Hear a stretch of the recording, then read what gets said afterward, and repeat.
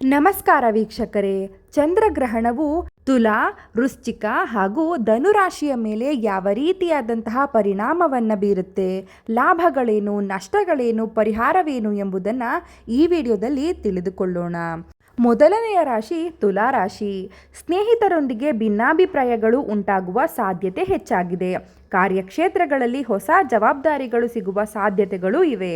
ಆರ್ಥಿಕ ಲಾಭದಾಯಕ ಅವಕಾಶಗಳು ಗೋಚರಿಸಿದರೂ ನಿರ್ಧಾರಗಳನ್ನು ಆಲೋಚಿಸಿ ತೆಗೆದುಕೊಳ್ಳಿ. ನಿಮ್ಮ ಸಾಮಾಜಿಕ ಇಮೇಜ್ ಬಗ್ಗೆ ಗಮನ ಹರಿಸುವುದು ಮುಖ್ಯ. ಹಳೆಯ ಯೋಜನೆಗಳಲ್ಲಿ ಬದಲಾವಣೆಗಳು ಸಹ ಸಾಧ್ಯ. ಸಮತೋಲಿತ ವರ್ತನೆ ಮತ್ತು ಪ್ರಾಯೋಗಿಕ ಚಿಂತನೆ ನಿಮಗೆ ಸ್ಥಿರತೆಯನ್ನು ನೀಡಲಿದೆ. ತಾಳ್ಮೆಯಿಂದಿರಿ. ಮಹಾಲಕ್ಷ್ಮೀ ದೇವಿಯನ್ನ ವಿಧಿವಿಧಾನಗಳೊಂದಿಗೆ ಪೂಜಿಸುವುದರಿಂದ ಹೆಚ್ಚು ಪರಿಣಾಮಕಾರಿ. ಮುಂದಿನ ರಾಶಿ ವೃಶ್ಚಿಕ ರಾಶಿ. ಕಾರ್ಯಕ್ಷೇತ್ರಗಳಲ್ಲಿ ಹಠಾತ್ ಬದಲಾವಣೆಗಳು ಸಂಭವಿಸುತ್ತೆ. ಉನ್ನತ ಅಧಿಕಾರಿಗಳೊಂದಿಗೆ ಸಂವಾದ ನಡೆಸುವಾಗ ಎಚ್ಚರಿಕೆ ವಹಿಸಿ. ಹೊಸ ಜವಾಬ್ದಾರಿಗಳು ಸಿಗುವ ಸಾಧ್ಯತೆ ಬಹಳನೇ ಹೆಚ್ಚಾಗಿರುತ್ತೆ. ನಿಮ್ಮ ಸಾಮಾಜಿಕ ಇಮೇಜ್ ಬಗ್ಗೆ ಗಮನ ನೀಡಿ. ಕುಟುಂಬ ಮತ್ತು ಕೆಲಸದ ನಡುವೆ ಸಮತೋಲನವನ್ನು ಕಾಪಾಡಿಕೊಳ್ಳಿ. ನಿರ್ಧಾರಗಳನ್ನು ತೆಗೆದುಕೊಳ್ಳುವಾಗ ಭಾವನೆಗಳನ್ನು ನಿಯಂತ್ರಿಸಿ. ತಾಳ್ಮೆ ಮತ್ತು ಕಾರ್ಯತಂತ್ರಗಳೊಂದಿಗೆ ಮುನ್ನಡೆಯುವುದು ನಿಮಗೆ ಯಶಸ್ಸನ್ನು ತಂದುಕೊಡಲಿದೆ.